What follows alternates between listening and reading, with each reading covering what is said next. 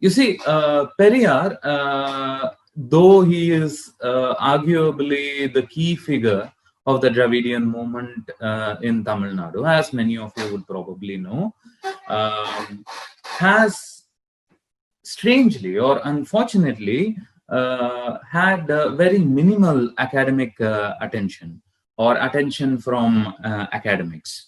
When you look at the trajectory of academic studies on Tamil politics, Periyar has always been a sort of either a marginal figure or a misinterpreted figure, right? See, for long, and I've said this in other presentations, there has been a sort of a systematic criticism or a stereotyping of Periyar over a period of time, right? Now, many of you would be aware, initially, when Periyar starts his activism, the main charge against him was that, he is anti-Hindu, he does not read the epics, he does not know what the epics are, he's illiterate, this, that, and so on. So this happens in Periyar's own lifetime, right? By thinkers, journalists, scholars based in Tamil Nadu. Eventually, around the period of Indian independence, the charge becomes somewhat different. That Periyar is not just anti-Hindu anymore; he is also anti-national, right? Because he is criticizing this Indian nationalism. He's criticizing Gandhi. He's criticizing all the big national figures. Most of all, he's supporting Muhammad Ali Jinnah, and all these sort of things make the change, create a sort of a change in criticism, right? Later, around the 70s or so, this criticism emerges that Periyar was anti-communist, right? That he did not take the workers' rights seriously, that he stood by the side of the landlords, that he stood by the side of big business, this, that, and so on. And he was generally opposed to communism and workers' rights. Now, when you look at it, there has been good responses from the Periyarist side to these sort of criticisms. There has been very good responses by Periyarists who state the significance of Periyar's critique of Hindu religion and nationalism. And likewise, they also state very explicitly the deep involvement which Periyar had with the workers' movement in Tamil Nadu, right? Now, even recent literature like that by Professor Jayaranjan shows how much the Dravida Kazhagam and their peasant organizations were important and played a significant role in changing property relations in Tanjore in favor of the poor classes. Right? Now, in the 90s, a new form of criticism against Periyar starts to emerge. Right? But now, you must also realize that the 90s is a significant period in Tamil Nadu politics because it sees the emergence of Dalit militancy. Right? Now, many of the Dalit parties which emerge in that period, most notably the Vidudalai Sirthaigal Katchi, led by the Honorable Member of Parliament, Dr. Thirumavalavan, played a very militant and very significant role in bringing Dalit concerns to the mainstream. Now, in the course of this, they had compulsorily, they had to criticize the established Dravidian parties, the Dravidian political parties, the DMK and the ADMK, for not paying due attention to Dalit concerns. But you must note that these parties were also influenced by Periyarist ideals, right? Now, Dr. Thirumavalavan, in fact, very explicitly states in an interview to Hugo Gorringe in the book Panthers in Parliament, he explicitly states that, in my opinion, there is no difference between Ambedkar and Periyar. Right? Now, when you look at it, all of the militant Dalit leaders who emerged in Tamil Nadu, be it Dr. Thirumavalavan or be it Tholar Nagai Thiruvalluvar, all of them have been inspired by Periyarist ideals, and they do look up to Periyar's thoughts for being significant to the Dalit cause. However, a segment of the academia who mostly are not Dalits, incidentally, but who come from elite upper caste academics, paint the picture that there is a sort of an inherent opposition between Periyar's thoughts and the Dalit question. Right? Now, some of these academics make claims that Periyar was only concerned with the Sudra or the backward caste communities and that he pushed the Dalit question to the periphery. I do not want to go into details because it would consume too much time and space, but I can tell you that I have answered most of these criticisms against Periyar in my article called In the Path of Ambedkar, Periyar and the Dalit Question, published on South Asian History and Culture in April 2020. In this paper, I give a sort of a chronological account and a theoretical account of how deeply Periyar engaged with the Dalit question and specifically with Ambedkar's thoughts. The sort of deep camaraderie that existed between Periyar and Ambedkar, and how Periyar placed the Dalit question not as an important side, but as the heart of Dravidian liberation.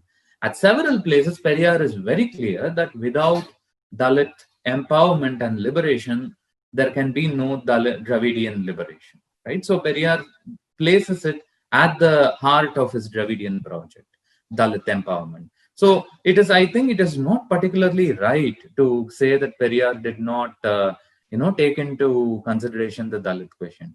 And we might note that there are some powerful academics in well-established places who come from elite backgrounds who are making these accusations on one hand. And on the other hand, you have popular Dalit leaders on the ground, like, as I said, the Honorable MP, Dr. Thirumavalavan, Nagai Thiruvalluvar, and so many others who look up to Periyar for inspiration and, frequently reference him in his works and in their activism. So we must address why there is this sort of a disconnect between the elite academics and what is actually happening on ground in Tamil Nadu. This brings us to the question of why Periyar is important in the academia and why academic interventions are important as regarding Periyar himself. Now, there have been certain very significant works on Periyar in the past. I'll just name a few of them. I can't go into titles and details, but I'll just give a few names of some important authors in no particular order, right? So Paula Richman has done amazing work on Periyar and religion. S. Anandi, who spoke yesterday, has done path-breaking work on Periyar and the gender question. I think she was probably the first person to write about Periyar and gender question in an academic paper. And of course, there is MSS Pandian, who looks at Periyar's critique of nation. There's A.R. Venkatajalabadi, who has provided an extensive history of Periyar, especially as regards to Periyar's travel to the Soviet Union, and certain other key historical moments in Periyar's life. And you are aware of Geeta and Rajadurai, who have written Towards a Non-Brahmin Millennium. And significantly, there is Matthew Baxter, who has also written, who has given a completely new perspective on Periyar's approach to religion, especially Islam. You should also have a look at Seminar Magazine, volume number 708, the special issue on Dravidianism, because it compiles articles by important academics who are working now on the Dravidian movement and Periyar. If you ask me, this small volume is probably the best introduction to Dravidian ideas that one could give anyone. It's edited by Rajan Krishnan and Ravindran Sriramachandran. Seminar Magazine, volume 708, special issue on Dravidians. Now, when you look at the existing literature on Periyar, you can see that the vast majority of them approach him from the perspective of history, right? So largely the discipline that has engaged with Periyar the most is history. A very rare and significant intervention is that by Matthew Baxter, who engages him through philosophy, right? So Matthew Baxter brings in theologians from the West, like Martin Buber, to engage with Periyar's thoughts and to understand Periyar's critique of religion. So but by and large, it's largely in the framework of the discipline of history that Periyar has been looked at. Okay, so what I am planning to do here is a sort of a new trajectory, which is interdisciplinary as well as transdisciplinary. Now, this is the crucial aspect of our research project, which I'm going to undertake. This is a part of the Horizon 2020 initiative, and I will be working as a Mary Sklodowska-Curie Actions individual fellow at the University of Wolverhampton with my supervisor, Professor Meena Danda. I thank her for being here. She's here now. So excited. Yeah. Okay. This is, hello? Yeah. The significance of this project is that it goes beyond the historical reading of Periyar's thoughts and reads him in a sort of an interdisciplinary manner, right? So the sort of perspectives that we are bringing on Periyar's thoughts over here includes, but is not just restricted to, comparative political philosophy, intellectual history, political theory, gender studies, and an element of sociology as well, right? Now, the aim of this project is to systematize Periyar's thoughts into a coherent whole so that we can have a better idea of what Periyarism actually is, right? Because for people in Tamil Nadu, I guess there are some reasonably good books available in Tamil which give us a very good idea of what Periyar is, what Periyarism is, what Periyar's thoughts are, and so on. Unfortunately, as I mentioned before, there has been a serious lacuna as far as the English Academy is concerned on what Periyarism as a thought is, right? So what makes this project new is that we will be using new comprehensive primary material to directly engage with the thoughts of Periyar. Okay, so our project is not necessarily about what Periyar did, but it is more about what Periyar said and what are the importance of his thoughts for contemporary debates on social justice, identity, recognition, and freedom as a broad concept, right? What I'm trying to do over here is to bring global theorists to the quote-unquote local and bring the local theorists to a global arena, right? So in a sense, we will try to make Periyar interact with Periyarism, interact with, Western thoughts such as Hegelian philosophy, Sartrean idea of freedom, recognition, redistribution, this, that, and so on, right? So I'll not go into detail into the project, but I can say that what this tries to do is to present or represent Periyar's thoughts as a whole in comparison with other global philosophers and theorists, to establish Periyar as a key thinker of social justice with a great emphasis on his radical approach to freedom, and more importantly, on his approach to gender as well. Anandi has already spoken about this. I believe speakers in the next panel will also be speaking about this more. But I think there is a lot more to talk about Periyar's approach to gender, especially in these times where we are, reconfiguring debates on gender as such. There are new debates from, LGBTQ academics and new debates from the perspective of intersectionality, which has been reconfiguring debates on gender, since the third wave of feminism in the West. I think Periyar can also make a significant contribution to these debates. And apart from that, we it is also important to note that a central concern for Periyar was a very radical sense of freedom, which was quite unprecedented for its time, right? So, which I think can place him along with certain theorists who would come under the what shall I say?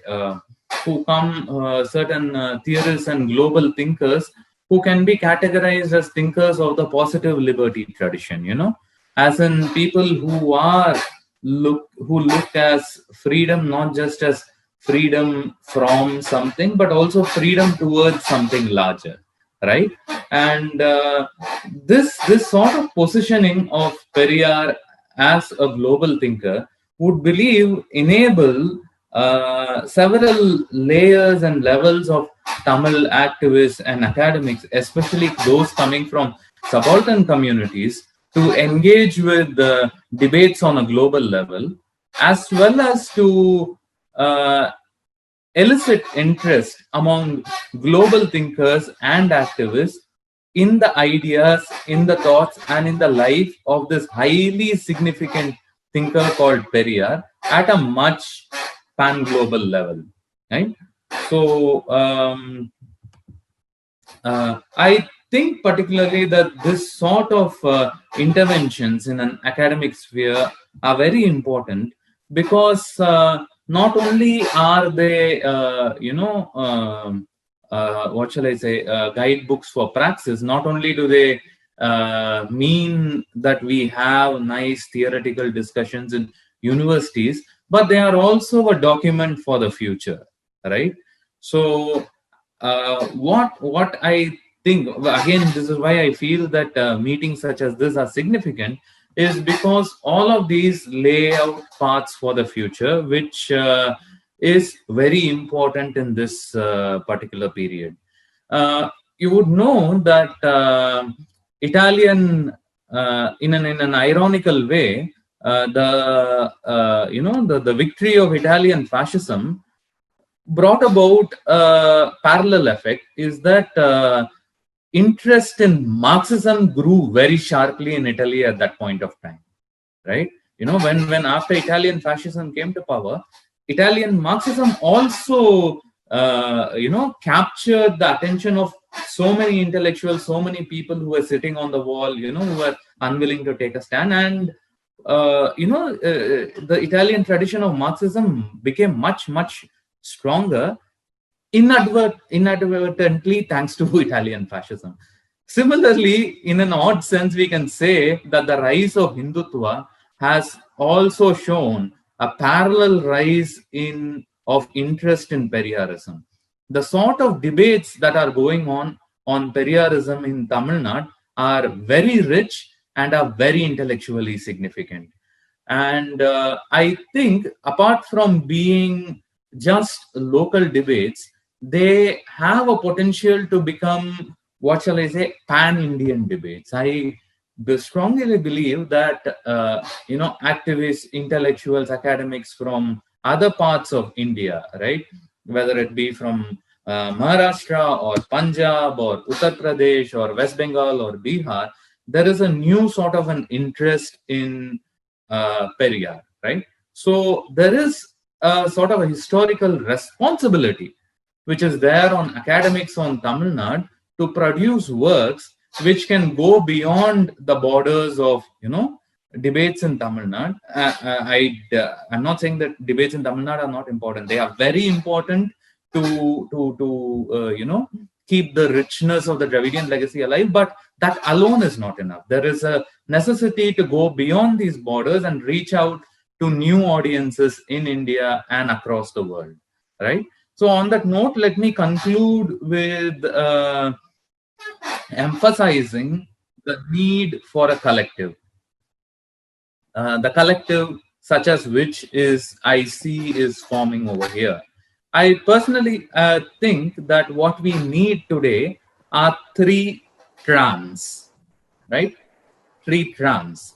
The first trans is transnational cooperation, right? As I said, the debates about Periyar and the Dravidian legacy and the Dravidian movement cannot just be confined to Tamil Nadu. They need to cross boundaries, right? They need to go across and they need to approach newer audiences. We should be talking to black people. We should be talking to Latin Americans. We should be talking to representatives of the white working class. We should be talking to labor leaders in England. We should be talking to French radicals, all these sort of things.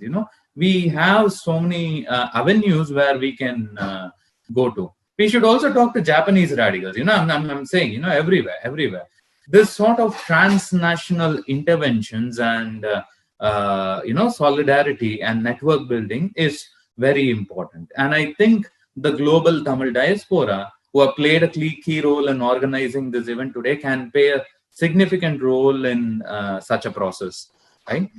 After all, in Periyar's imagination, you must know that he does not define Dravidian as a caste identity or as an ethnic identity. He defines Dravidian as any oppressed person anywhere in the world, right? So in his speech, Periyar actually says that an oppressed Palestinian, an oppressed Japanese, an oppressed black person, an oppressed Jew, anyone can lay claim to the Dravidian identity. An oppressed, person from North India, anyone can lay claim to the Dravidian identity. So it is this sort of globalness that we should have in our approach. That is my first point. The second trans that we need is transdisciplinary interventions, right? So we need to intervene across disciplines. As I said, it's the forerunners who have made contributions in history are absolutely significant. They have laid the foundation for what works we are doing. That's irrefutable. But apart from that, we need to start making interventions in other disciplines like sociology, like political theory, political philosophy, pure philosophy, and even cultural theory for that matter, right? Now, we can take inspiration in this regard from two disciplines, if you ask me. One is Black studies and the other is Ambedkar studies. Both of these disciplines have given a very rich legacy of intervening across, disciplines. Now, when you look at India, Ambedkarist intervention in philosophy, in political theory, in sociology, in cultural theory has been fascinating and remarkable. Periyarism also, to sustain itself in academia, must diversify in these disciplines. And the final trans, and probably the most important trans I'm going to mention, are translations. Okay? Mainly because vast majority of Indians, Indian activists who would like to engage with Periyar are inhibited mainly because of the language barriers, right? And there is something around 37 volumes of works of Periyar, published by the Dravidian Karagam, and of this, an ultra minuscule, if you ask me, just 1% has been translated in English. Less than 1%. That's a pity. We really need to take translation seriously, right?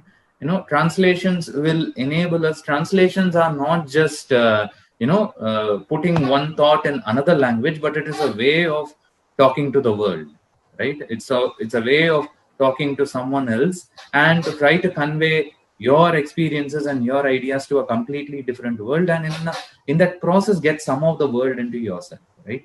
So I seriously think if our collective can initiate or support works of translation of not just Periyar, but also several important Dravidian thinkers, several important Dravidian thinkers like Pandit Ayodhidasar, like Arinyar Anna, like Kalaignar Karunanidhi, and so on. It would be a historically significant intervention, because what all of these leaders have been doing is they have been envisioning new ways of castelessness, right? All of these leaders have made very significant contributions, which are not just deep political, but also have strong ethical, cultural, and perhaps even philosophical significance. So I think it is very important that we initiate translation projects on a wide scale. Perhaps we might need the help of more established parties or establishments or so on, but I guess that is something which can be worked over. But I guess it is important that we initiate such a process. So in the course of my own project, the project which I'm working at, Wolverhampton, we will be trying to bring forth some selected translations of Periyar on a small scale perhaps. But as I said, this must be a multi dimensional activity, and it must have different and diverse set of participants, so that we can keep the debate not just alive and kicking, but also establish it as an irrefutable point, right? To make Periyar what to bring the discussions on Periyarism to take them from a local level to a national and international level. So once again I really thank the collective for organizing this. Once again, I convey my thanks to all the speakers who spoke before, and thank you again, and Varga Periyar.